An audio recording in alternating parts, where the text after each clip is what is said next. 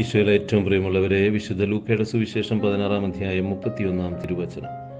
Abraham അവനോട് പറഞ്ഞു, മോശയും പ്രവാചകന്മാരും പറയുന്നത് അവർ കേൾക്കുന്നില്ലെങ്കിൽ മരിച്ചവരിൽ നിന്ന് ഒരുവൻ ഉയർത്താലും അവർക്ക് ബോധ്യമാവുകയില്ല.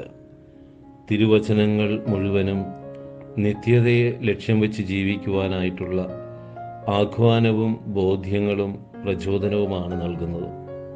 അതുകൊണ്ടാണ് യോഹന്നാൻ ശ്ലീഹ ഇപ്രകാരം പറയുക, ഇവയൊക്കെ എഴുതിയിരിക്കുന്നത് യേശുക്രിസ്തുവിൽ വിശ്വസിക്കുന്ന നിങ്ങൾക്ക് നിത്യജീവനുണ്ട് എന്നറിയുവാനാണ്.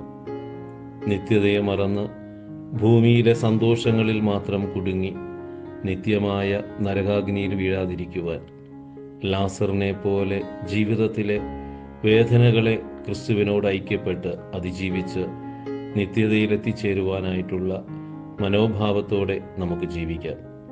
കർത്താവെ അനുഗ്രഹിക്കണമേ. പരിശുദ്ധ ദൈവമാതാവേ, ക്രൂശിതനായ കർത്താവിൻ്റെ തിരുമുറിവുകൾ ഞങ്ങളുടെ ഹൃദയത്തിൽ പതിപ്പിച്ചുറപ്പിക്കണമേ. ആമേൻ.